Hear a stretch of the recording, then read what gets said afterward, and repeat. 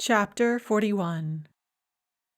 I texted back and forth a few times that month with Madison, but she only said that her mother didn't seem to know that the FBI or whoever was after her, and had even tried to effect a rapprochement. "What do you think?" Madison asked. "She still makes me want to puke, but maybe this would be a good way to get some inside intel." "That seems like an awfully dangerous thing to do," I texted back. "If you want to make up with your mom, I say go for it, because being on the outs with your mother is awful. But don't do it so you can go snooping through her business. In fact, don't go snooping through her business no matter what." "Do you really think she's that dangerous?" "You know her better than I do," I wrote. "In fact, I don't know her at all, so I can't say. It sounds to me like she herself isn't particularly dangerous, but she's playing around with people who could be very dangerous. Do you know yet whom she's planning to bring over this winter?" "Not yet. Just that they're all glorious fighters who've proven themselves in the fight against the Russian terrorist aggressors. She thinks they'll make great role models, LOL. Also, she told me several times that they're Russian speakers, so I can practice my Russian with them. It seems pretty messed up to me, double LOL." "Such people are normally very dangerous," I repeated. "You do not want to get mixed up with them. They will not be good mentors or role models. At best, they'll radicalize you into a neo-Nazi jihadist. At worst, they'll get you killed or kill you themselves." I felt bad as soon as I'd sent the text, certain I'd terrify Madison or turn her against me with my overblown rhetoric. But she only texted back, "Yeah, no shit, Sherlock. These people scared the fuck out of me when we were over there, and they scare me even more now." I was pleased to see this rare sign of good sense in Madison. I just wished I had some good advice to follow it up with. "What does your dad think?" I asked. "Have you talked it over with him?" "He knows why I left home. I think he believes me about the whole fucked up backstory with my mom's grandpa. He just thinks it's ancient history and I shouldn't worry about it now. He thinks I'm blowing things totally out of proportion with what my mom is doing now. He's convinced she's a saint." "Oh," I texted. "Well, okay." "Actually, he doesn't think she's a saint," Madison texted back after a moment. "I just don't think he takes her seriously enough. I think he doesn't think she's smart enough to do something like this. He's always been so sure he's the smart one, and my mom and I are the ditzy girls who need to be watched over and guided. He can't believe she'd do something like this without him, or without him figuring it out. And Aunt Sybil is the same. Things are going really well with her, by the way. She's now saying maybe I can stay for the rest of the semester. She tells me all kinds of stuff, too. She doesn't like my mom at all, but she said something about her not having the gumption for something like this. I didn't know people still used the word gumption, LOL. "Some of us do. And you don't have to be a genius to get involved in something like this," I wrote. "In fact, I'd say most people who do this kind of thing aren't geniuses." "LOL," Madison texted, and added a bunch of laughter emojis. "My dad just doesn't take us seriously. He'd never believe my mom could do something like this, so I can't talk to him about it." "Okay," I said. "Well, be careful. Stay in touch with your alphabet agency contact, but don't go taking any risks. And do not go snooping through your mom's stuff." "Sure thing, Prof," Madison answered. I told myself that I believed her. Well, I had no choice. I would just have to hope that Madison had enough self-preservation to not do something supremely stupid. She had never shown much sign of it so far, but people could grow and change. I found myself praying to Saint Fevronia or anyone else who was listening that Madison was growing and changing really fast. Chapter 42. The second week of October brought some pleasantly cool fall weather, meaning it was down in the 70s. It also brought fall break. The students were making plans to hit the beach and party. We faculty were making plans to catch up on our grading and, in the case of us visiting faculty, send out more job applications. For me, that meant buckling down and formally submitting my application for the Crimson tenure-track position, now that it had finally been posted on the JIL. The materials required were surprisingly reasonable. Just a cover letter, CV, 1-page teaching statement, 2-page research statement, 2 sample syllabi, 1 or more representative articles or book chapters, and 3 letters of recommendation. But I had spent the past week crashing up against a severe emotional blockage. I finally battered my way through it Thursday evening and sent the damn thing out, and then collapsed on my bed, shivering, headachy, and sure I was sick with the flu. By Friday morning, my stress flu had passed. This meant I had no excuse to skip a family get-together. My parents were back from their stint with Doctors Without Borders and were eager to see everyone. John had been strong-armed into taking a day off and driving down from Camp Lejeune to spend a long weekend in Macon, Georgia, with my mother's parents. I, obviously, could not get out of this either. The only thing I could be grateful for was that I would not be spending the night there. Macon was close enough that I could sleep at home and drive back and forth for dinner.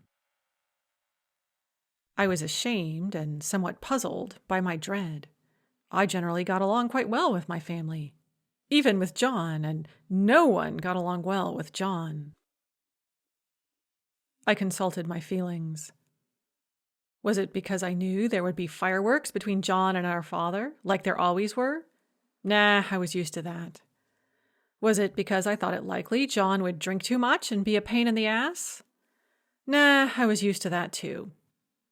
Was it because I would have to face my whole family for the first time since Alex and I had called it quits? Bullseye. I was sure they would be disappointed and upset, which meant I would have to hide my own disappointment and upset, defend Alex to them, and pretend I was just fine with how things had turned out. I came up with several strategies and talking points on the road to Macon. For the last 10 minutes of the drive, I stopped strategizing and just focused on deep breathing exercises. Once I pulled up to the house, I sat for several minutes in the car, doing more breathing exercises and telling myself I could totally do this. It was hardly the worst thing I'd ever faced. My subconscious, most unhelpfully, told me back that it might not be the greatest physical danger I'd ever faced, but it was certainly the worst example of personal failure I'd ever had to explain to my family. I'd never gotten arrested or even detention or, for that matter, a grade lower than an A. I'd never done drugs. I'd never had an unintended pregnancy or even an STD. I'd never flunked out of anything or gotten fired. I'd never even gotten so much as a parking ticket. And yet here I was, failing yet again at what was possibly the most important task in life, finding a life partner. And I couldn't even take comfort in a career to compensate for it. My career had been on a toilet trajectory ever since its inception, and most successful career women credited their husbands as being a major factor in their success. Get a grip!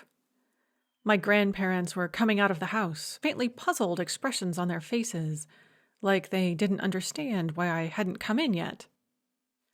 Bursting into tears and blubbering all over their shirts that I was too scared to come in and face everyone was not going to make things any better. Weena, there you are! We were starting to worry you'd gotten into a wreck or something. My grandmother was a slender, fine-boned woman who was, somewhat intentionally, the epitome of steel magnolia Southern womanhood. Just got caught up in some work stuff, I said, extracting myself from the car and putting on an extra bright smile. Maybe if I smiled big enough, I would start to feel some actual good cheer. Isn't it fall break for you, sugar? It is, I confirmed. But I've got a lot to catch up on. I'm glad to be here, though.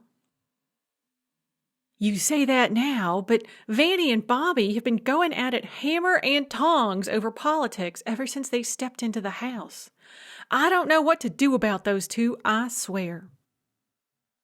Vanny was my brother. Our parents had christened us Rowena Arwen and Ivanhoe Elodin. I continued to proudly bear my original name.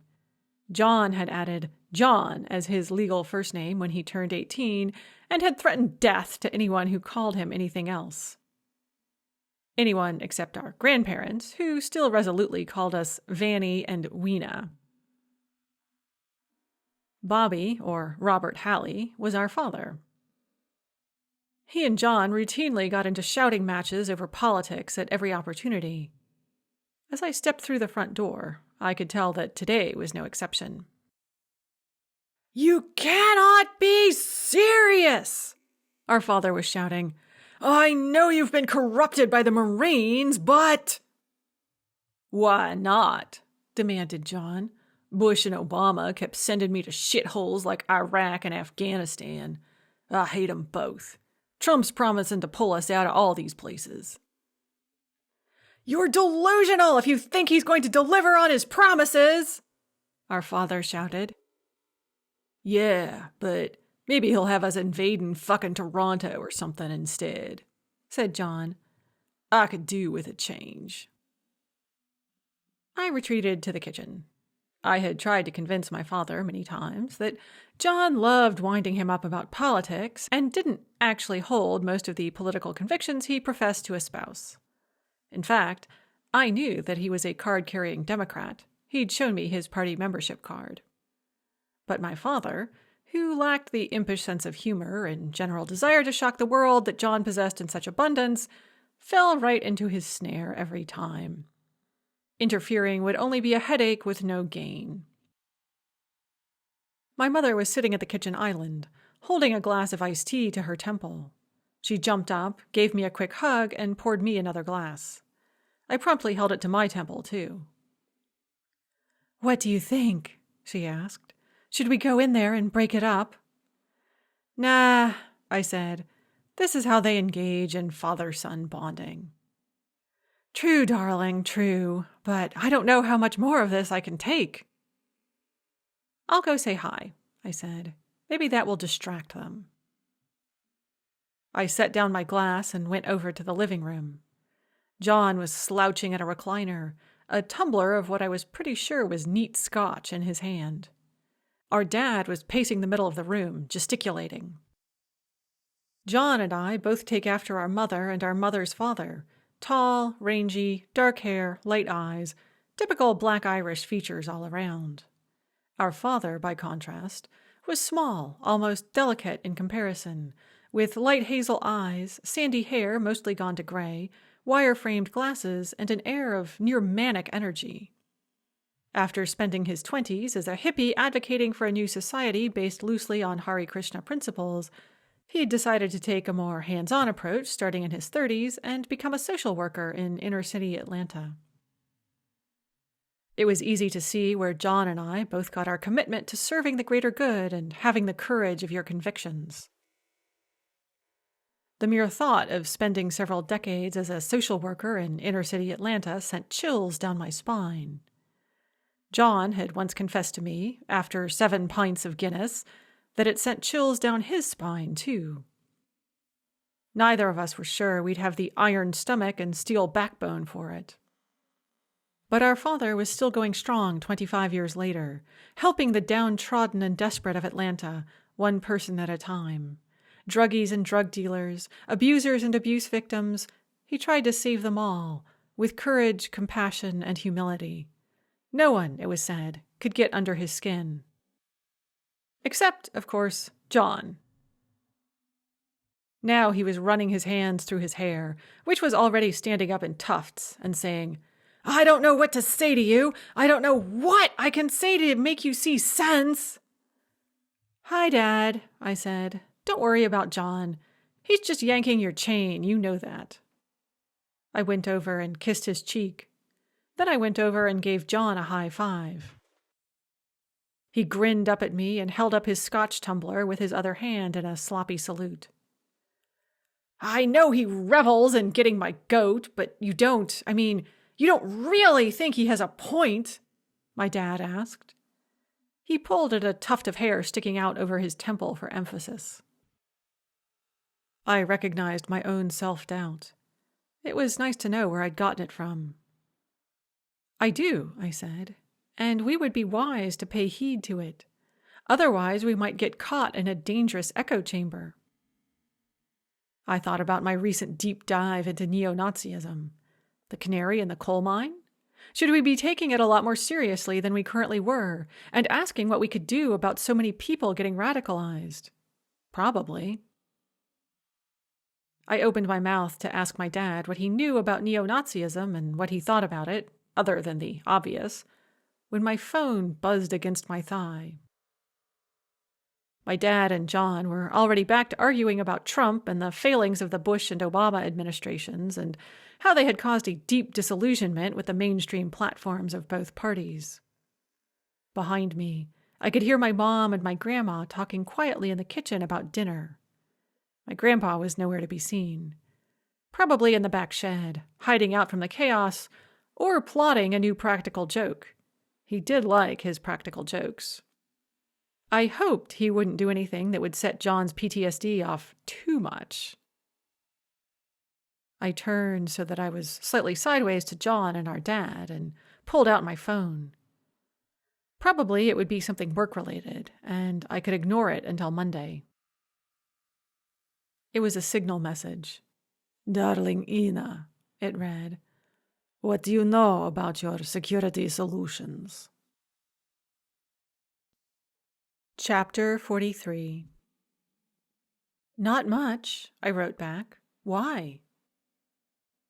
"Doing a little research for a story. Can't sleep.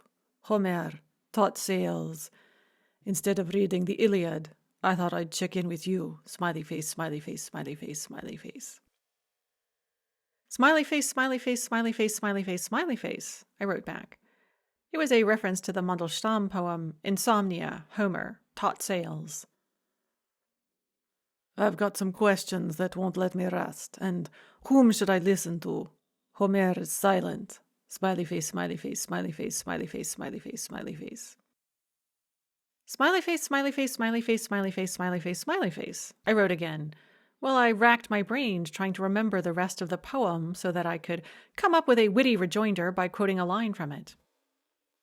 That would be better than firing off an angry text demanding to know what he'd been up to, why he thought he could come waltzing back into my life asking for my help when it was convenient for him, after ignoring me for more than a month, and the thing that was really eating me, was he engaged to Polya yet?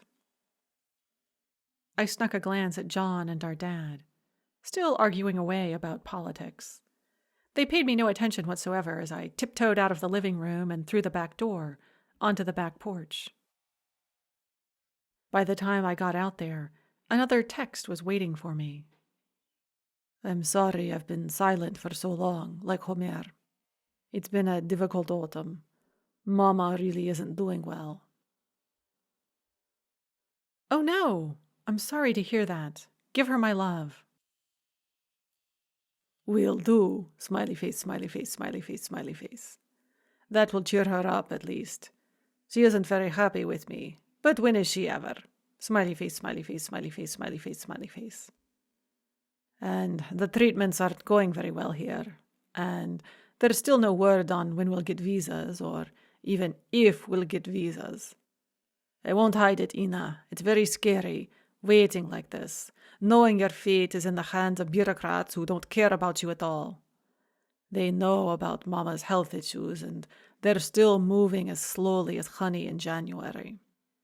I'm feeling a lot of bad things about America right now. But I don't have much hope for other options. I asked about possible specialists in Canada, too, but it looks like the best specialists are in America." I tried to think of what to say. "Let me know if there's anything I can do to help," I finally texted. "Will do, smiley face, smiley face, smiley face, smiley face. Meanwhile, I'm still working on something connected to your security solutions. They're mixed up in everything." Something in Russia? I asked. They are everywhere. Smiley face, smiley face, smiley face, smiley face, smiley face. Is it dangerous? I asked. Dangerous enough. But don't worry about me. Smiley face, smiley face, smiley face, smiley face, smiley face. The door creaked. I looked up. John was stepping out onto the porch, scotch still in hand. It looked like he'd topped it up. Have you decided to stop tormenting Dad? I asked. He grinned. It's good for him, Row. You know that. He doesn't exercise enough. At least this way he gets his heart rate up. And it's another perspective and all. You said it. It's dangerous to get caught in an echo chamber. Uh-huh. I glanced back down at my phone. So who's the text from? John grinned again. A hot date, I hope. I shook my head. No hot dates for me, I'm afraid. Yeah. His face went sad for a moment. Then he forced out another grin. You gotta get back out there, Row. I know Miller was a loser in the end, but there are other guys. You just gotta give him a chance. Yes, I agreed. My fingers were itching to respond to Dima's text, even though I didn't know what I would say to it. John eyed me suspiciously. It's not Miller you're texting right now, is it? You're not trying to make things up with him, are you? 'Cause I don't think it's gonna work. And if you try, I'll have to do the big brother thing and step in and put a stop to it. No, I said. It's not Alex. My voice caught embarrassingly. We haven't been in contact much since I got back to Georgia. We're, still friends, but, we're letting things calm down a little for now. I didn't tell John that Alex had sent me a couple more late-night texts recently, obviously looking for someone to pour out all his troubles to, and I'd sidestepped that conversation both times. As long as he was still mixed up with Aaron, no good could come down that road, I was sure. The very thought of being the other woman, even in a purely emotional way, made me feel ill. So I disengaged as gently as possible whenever he got into contact. John, not knowing about my atypical hard-heartedness on the Alex front, eyed me even more suspiciously. So, why the nervous face then? Who is it? Someone even worse? It depends on your perspective, I guess, I said. John groaned. It's not him, is it? If by him you mean Dima, then yes. Fuck! Why the fuck are you even giving him the time of day, Ro? I don't know, I said. He's not trying to get back together, is he? I don't know about that either, I said. Not as far as I can tell, at least for the moment. He just needed my help with something. And you were so fucking eager to give it that you ran out of the room to hide on the back porch and offer him whatever he needed. Well, I said, it wasn't exactly as if that conversation between you and Dad had a lot in it for me. Fuck! Don't be like this, Ro. I've told you this before, and I'm going to tell it to you again, so maybe this time it'll sink in. You gotta stop being an emotional support animal for fucked up men who don't have a problem with wasting away the best years of your life. I know, I said, but it was never my intention to be an emotional support animal for fucked up men.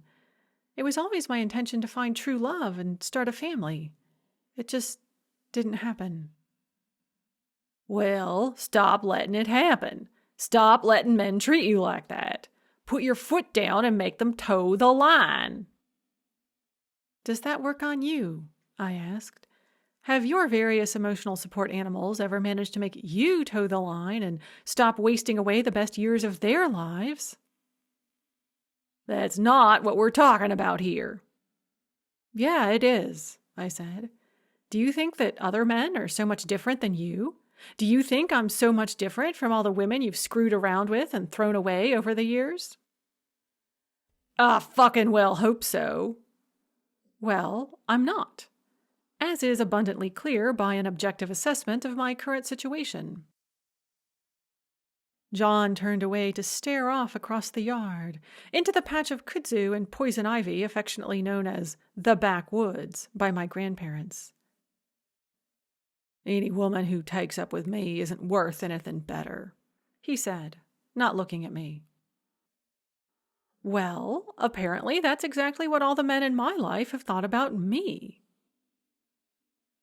John turned back around. So don't fucking fuck around with men like that, Ro.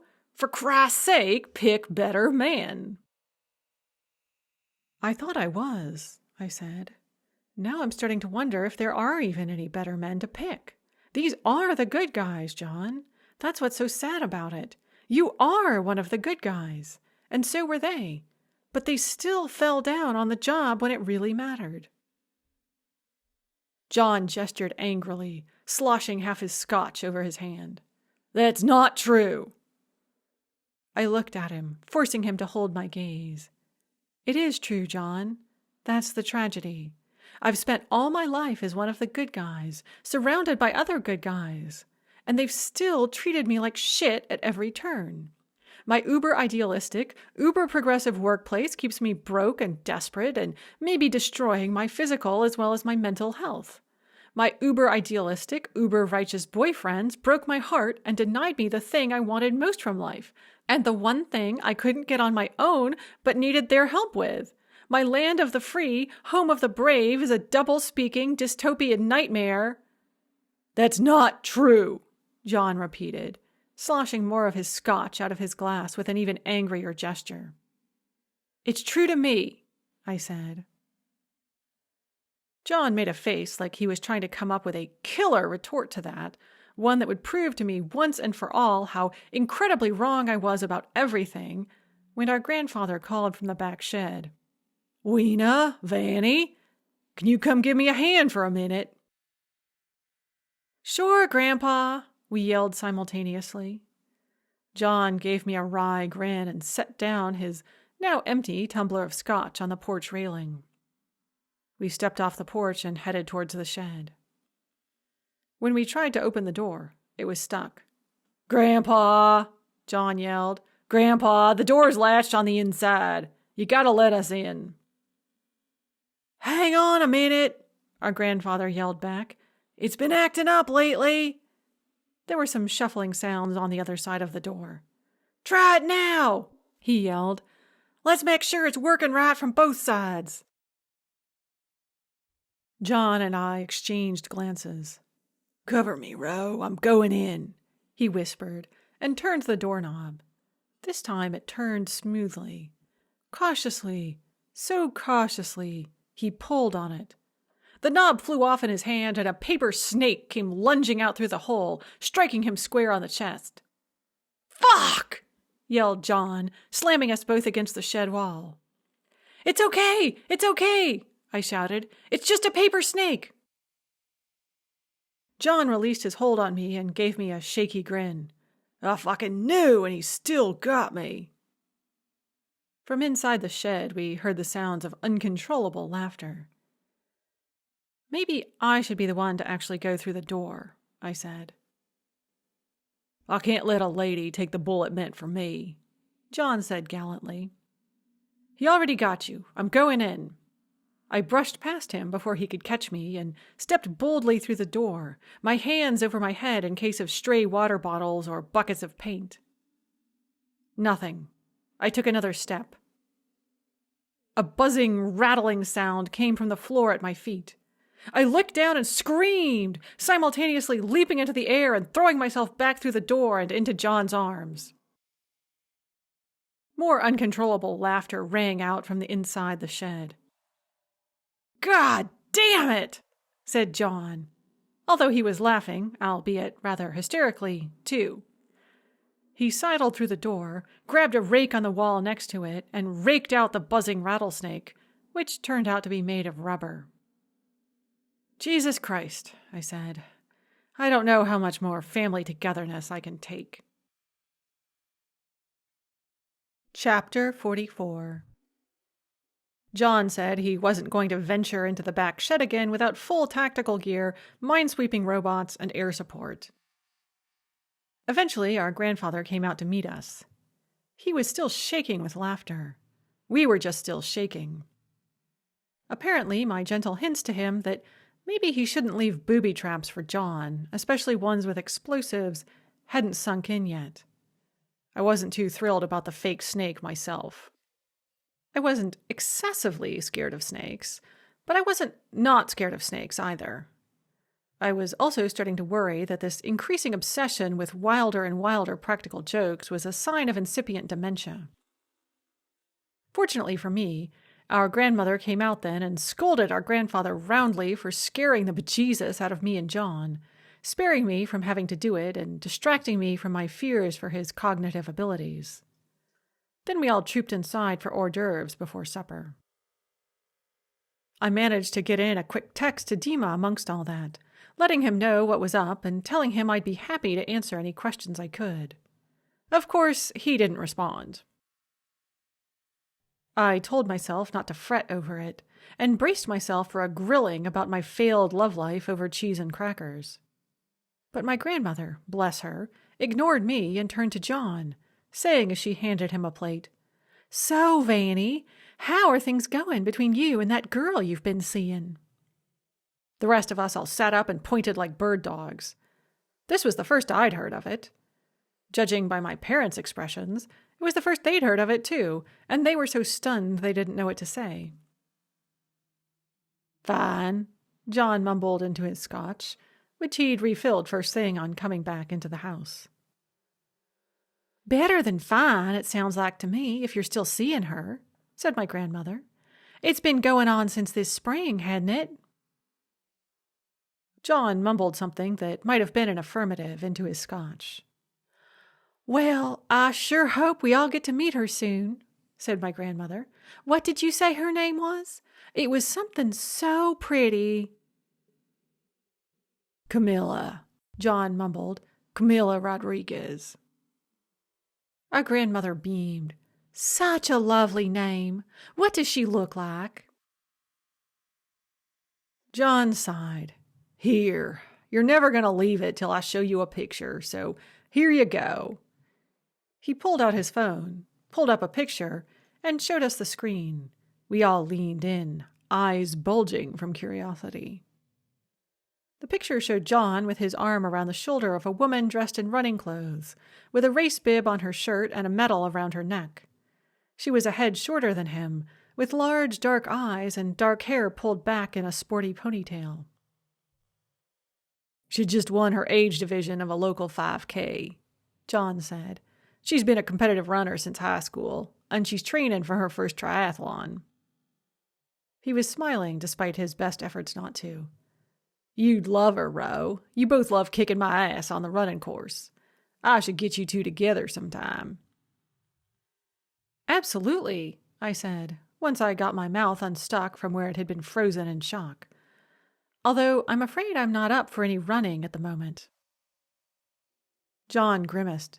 "Your knees still bothering you?" I nodded. I was no longer on crutches at all times, although I still had to resort to them or a cane after a long day or after physical therapy. The first round of therapy I'd done had left me in significant pain and limping even worse than before. When I'd mentioned it and said I was thinking of stopping PT, I'd been convinced to switch to a different therapist who specialized in a different set of exercises. These had been slightly less damaging than the first ones, but still left me sore and incapacitated afterwards. I had used fall break as an excuse to get out of this week's session. I noted, with a mixture of scientific curiosity and gloom, that I was walking better after one missed session than I had in months. "Well, as soon as you're back up to fighting fitness, I should get you together so you can run with her. Although, could be risky. She might get you hooked on triathlons, and that shit is expensive." "Vanny!" Our grandmother swatted him, but she was smiling too much for it to have much force. I guessed she had seen the same thing I had, which was that this Camilla was completely different than John's normal type. He generally went for cheap, trashy blondes, preferably married.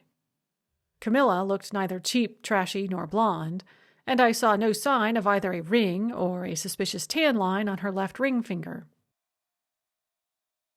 "Well," said my mother. She was choosing her words very carefully. "I'm sure we'd all love to meet her whenever you think the timing is right. She looks like a lovely person. Now, Bobby and I have some exciting news of our own." She looked meaningfully around the room. "We've decided to sell our house."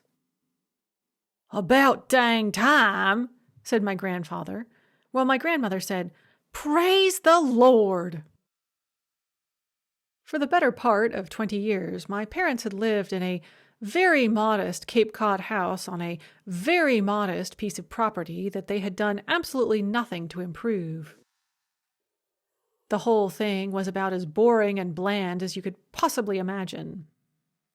My parents had bought it in a fit of conformity when they had decided that they really needed to give me and John a normal childhood and prepare us to enter the real world.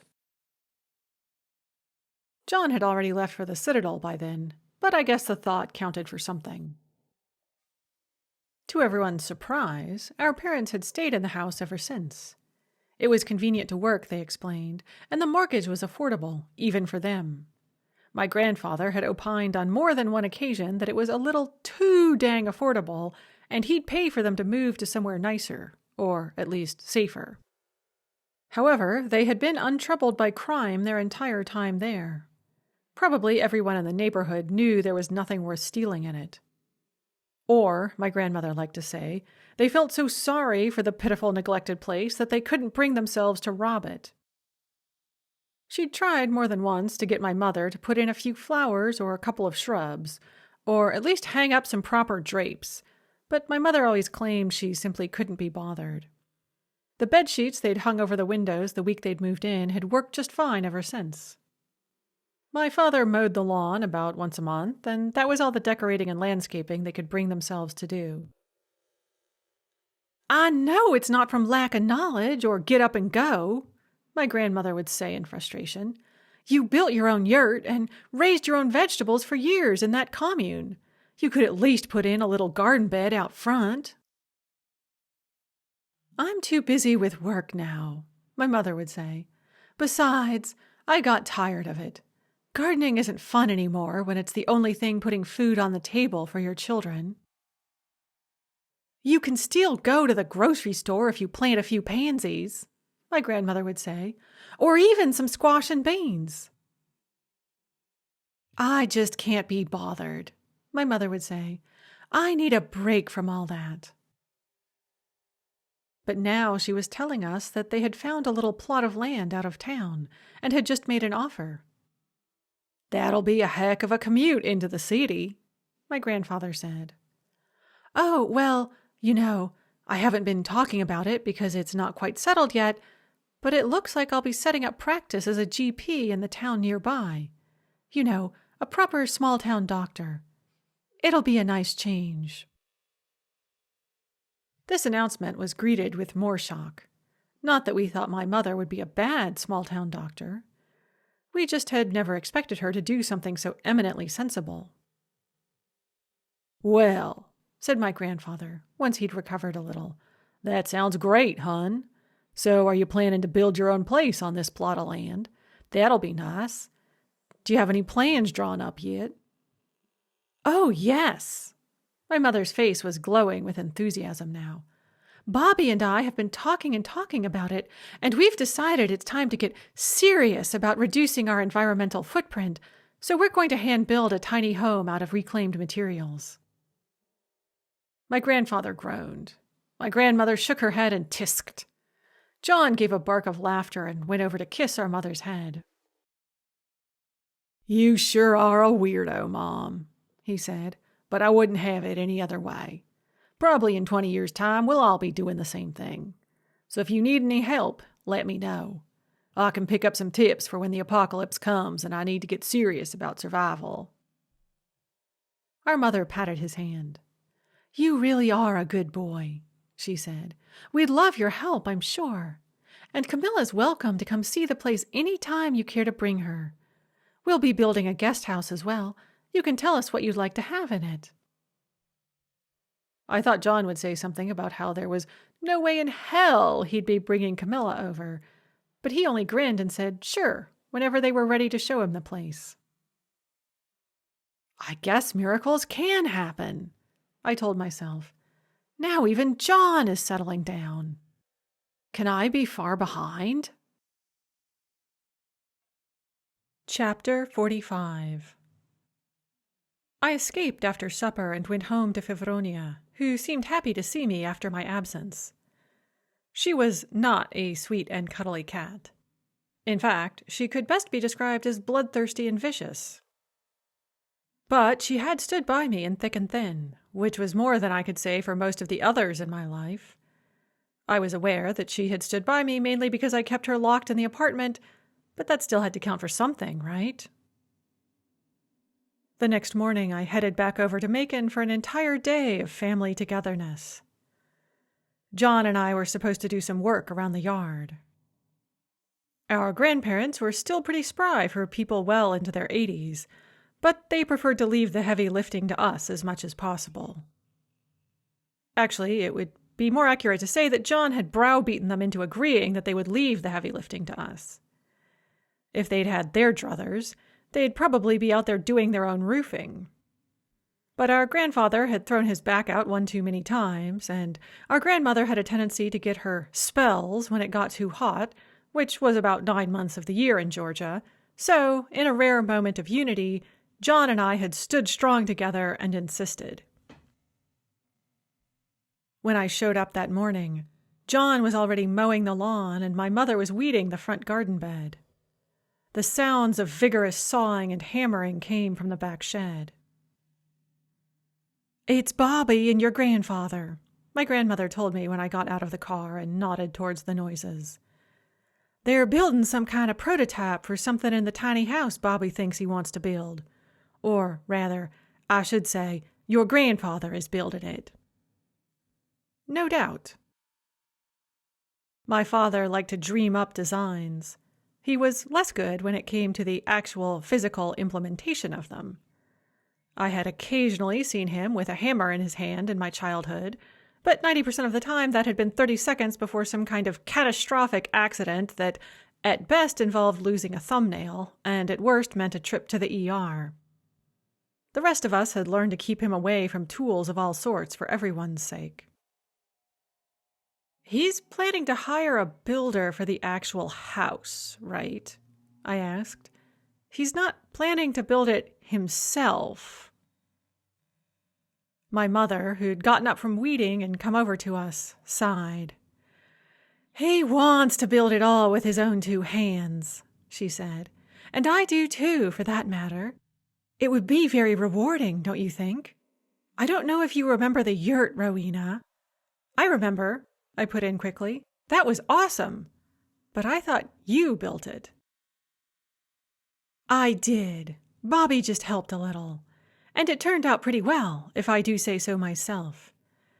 But it gave him an itch to build his own home that he's never been able to satisfy until now."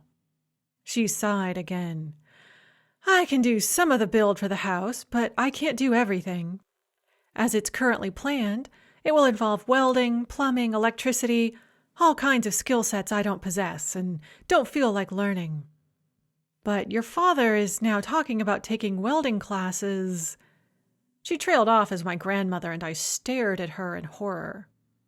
"I don't think he'll actually go through with it," she added hastily. "You know how he is about that sort of thing. But it's all he can think about right now. He wants to weld some kind of a bookshelf out of reclaimed steel, so he and your grandfather are putting together a wooden prototype right now." I tried to envision a bookshelf hand-welded from reclaimed steel by my father. The mind boggled. "What kind of an aesthetic are you going for?" I asked cautiously. My mother sighed again. "Not Rust Belt chic, but you know how he is. You have to let him have his enthusiasms. Probably by next month he'll have given up on the welding and settled for something more sensible." I nodded hopefully. It was true that my father, while prone to unwise enthusiasms, normally managed to see sense after a bit. He was, after all, extremely intelligent. He was also very competent in the areas where he was actually an expert. And he didn't like to hurt people. So altogether, it was normally not too difficult to persuade him to take the more practical course. But he was very easily swept away. There was a shout of pain and surprise, followed by a sudden cessation of hammering, and the sound of a pile of 2x4s crashing down on the back shed's concrete floor. My mother, grandmother, and I shared a look of concern. John stopped the lawnmower and went sprinting into the shed. A minute later, he came back out, ushering our father along beside him, who had, I noted with alarm, a bloody rag held up to his face. "Bobby!" My mother went jogging over to check on him. I palmed my car keys, ready to make a quick dash to the local ER. After a thorough examination, though, my mother declared it unnecessary. It was just a simple nosebleed, which, under her ministrations, quickly stopped bleeding. Somehow, my father explained once he could speak, he'd lost control of his hammer and it had flown back and hit him in the face, cracking his glasses, but, my mother declared, doing nothing worse than bruising the rest of him. "Well," said my grandmother, once that had all been sorted out, "I do enjoy a little family excitement, I must say. Weena, darling, how do you feel about helping me put in some pansies?" I spent the rest of the morning helping my grandmother put in her fall display of black and orange pansies. She liked to go all out for Halloween, including a themed flower bed. As a child, I thought it was hilarious. Now I wondered how she found the energy and enthusiasm. Then I wondered how I had gotten so much older and more jaded than my grandmother. In the afternoon, John and I attacked the kudzu that was constantly threatening to engulf the shed, the yard, and, if it had its way, the house. Our grandparents' property backed up to a creek bottom that was infested with kudzu, along with snakes, ticks, chiggers, and other unsavory things. Several times a year, the kudzu had to be cut back with all the brutality we could muster. John had already mown everything he could reach with the mower. Now we went after the rest of it with clippers and machetes. "God damn," said John, once we'd stripped all of it we could reach from the shed. He flapped the hem of his shirt, trying to get a little cool air onto his chest. "It gets worse every year. Maybe Grandma and Grandpa should try a flamethrower to burn the shit out of it." "And set the entire property on fire?" I eyed the expanse of kudzu strangling the trees along the property line. "I've heard goats work," I said. "Goats and pigs. Maybe they should get a little herd of goats and pigs." "Plus, then you'd get bacon. I'm sorry. Someday you're going to think that's funny." "I doubt it," I said. "You need to live a little, Row." I wiped some sweat off my forehead with my shirt and sized up the nearest kudzu-smothered tree. I was hot and tired and ready for a refreshing shower and a cool drink. On the other hand, I wasn't at work, so that was a major positive. "What do you think?" I asked John. "Should I do a career change and go into landscaping?" "Nah." He wiped sweat off his face, too. "I've already looked into it. Thought about it as a possibility for once my 20 years are up and I leave the Marines. But the pay is shit. Plus you'd have to deal with rich assholes all the time." "That's what I thought, too," I said. "But I've still been entertaining it as a happy fantasy." John grinned. "We could do it as a family business. Halley and Halley. You bring the charm and I'll bring the muscles. We could specialize in, I don't know, regenerative gardening or some shit like that. Is that a thing? It sounds like it should be a thing. It sounds like just the kind of shit that people putting in tiny houses made of reclaimed materials would eat up." "I'm sure it is," I said. And I'm sure other people have already thought of that and are moving rapidly into that niche. Yeah, and I don't think I'd actually be any good at it anyway. The only thing I know how to do in a garden is mow grass and whack back kudzu. Yeah, I said. Not really a useful skill set, especially when goats can probably do it even better. John was attacking the kudzu at the base of the next tree. Seems like I should have a better set of skills, he said, his back to me. Seems like I should be worth something after everything I've done. Yeah, I said. You and me both.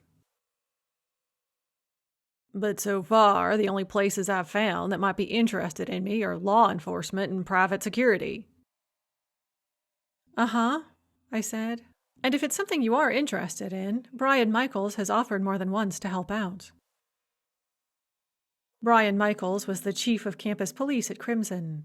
His son had served under John's command, and Brian had expressed his willingness to do whatever he could for the man who had straightened out his ne'er-do-well youngest child and possibly saved his life under fire. I should hit him up, I guess. John didn't sound very enthused. And I've actually already had someone from Security Solutions reach out to me. Aren't they the folks who basically own Crimson? More or less, I said. That's proactive of them. I got the feeling they were real proactive people. Do you think you might take them up on it? I asked cautiously. My heart sank at the thought of John taking up private soldiering in any form. But I also knew that he was right when he said he might not have a lot of other options. He was coming up very soon on his 20 years of service with the Marines and was planning to leave then. Gung-ho as he'd always been, he was looking forward to getting out of the military. But he didn't know what he'd do next. Early 40s was awfully young to retire, and he'd need some kind of an income to supplement his pension. Camilla says she'll cut off my balls if I do. Well, I said, that settles it then. I tried to hide my surprise. Normally, I'd expect John to respond to that kind of statement by breaking off the relationship with extreme prejudice.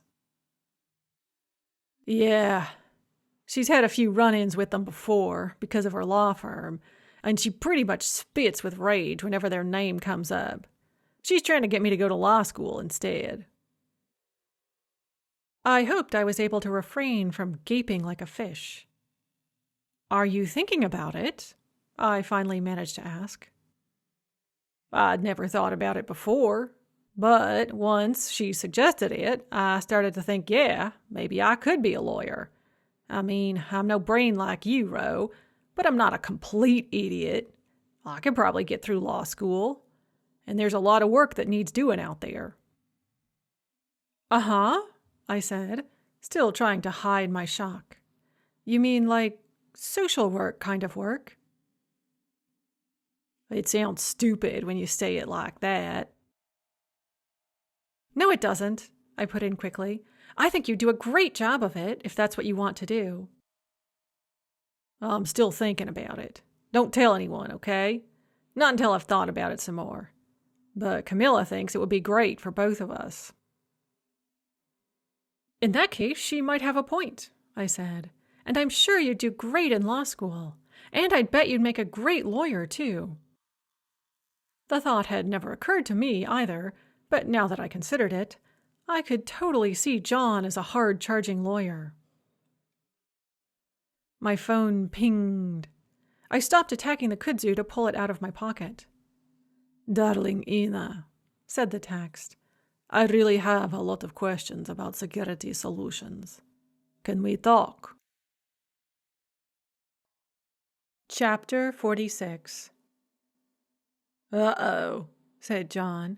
I don't like that look on your face. Whoever sent that text, they're trouble. Probably. I wiped my hands off on my shirt and started typing a reply. Ro, what the fuck are you doing? Living a little, I told him. Isn't that what you want? Not by messing around with whoever's sending you that text. Wait, is it Him? Yep. And you're gonna drop everything to text him back right now? It's worse than that, I said. I might even call him. Maybe even video chat. Jesus Christ, Ro! Are you trying to piss me off? I pointed a finger at him. Got it in one. It's probably good for you. Just like it's probably good for Dad for you to yank his chain every now and then. John groaned and threw up his hands. What about that whole speech you gave me yesterday about how even the good guys let you down? Didn't you hear a word you fucking said? Why the fuck are you even giving this fuckwit loser the time of day? Why aren't you out finding some newer, hotter, richer guy who can take care of you properly? So far, my efforts in that direction have not been crowned with success, I said. And besides, I've rethought everything I said about even the good guys letting me down. I mean, yes, so far for me it's been true. But seeing you saying you're seriously considering going to law school because Camilla suggested it has made me believe in miracles. If she can be a good influence on you, what marvels might I accomplish? God damn it, Ro! Besides, I added, he needs my help. Double goddamn it, Ro! That's how they get you. I know because I've done it. I know, I said, but I'm going to help him out anyway. And I might ask you for help too. Or at least Camilla. He's looking into security solutions and he wants more info. John looked torn, like he wanted to cuss me out some more, but was also intrigued and maybe wasn't against digging up some dirt on security solutions. You're just talking about security solutions, he said finally. Nothing lovey-dovey. Just security solutions, I said. I swallowed against the lump that had suddenly grown in my throat. He's talking about getting engaged to someone else.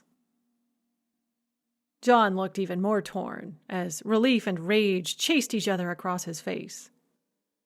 Well, he said eventually, guess I'm glad about that. You'll be better off when he's out of your life. But I want to kick his ass for being such a stupid motherfucker that he'd throw you over and take up with someone else. I think he spends a lot of time kicking his own ass, I said. If you think you do a fine line in self-loathing and self-recrimination, you should see him in action. He's pretty much a world champion. Sounds like he should be, said John. I resisted the urge to argue with John and texted back, "What do you want to know about security solutions?" After a moment, Dima texted, "Do you know anyone in the U.S. who works with them, works for them?" As it happens, I wrote, I might. Do you think you could get me an interview with them? Let me ask. I looked up at John. He groaned. What are you gonna ask me? He said. How soon would you feel comfortable introducing me to Camilla? I said. And do you think she'd be comfortable talking to a journalist about security solutions? John groaned again. See, this is why I didn't want to tell you guys about her. Now you can't fucking leave me alone about her. We don't have to tell anyone else that you're introducing us, I said. It could be our secret. Mom and Dad and Grandma and Grandpa never have to know. John groused and groaned some more, but his heart wasn't really in it. I was pretty sure that deep inside, he was eager to show off Camilla to me. I even suspected he wouldn't be averse to her showing off her insider knowledge and helping me out when no one else could. He just had to put up a token resistance for form's sake. But by the end of the afternoon, not only had he agreed, he'd set up a video call between us for next week.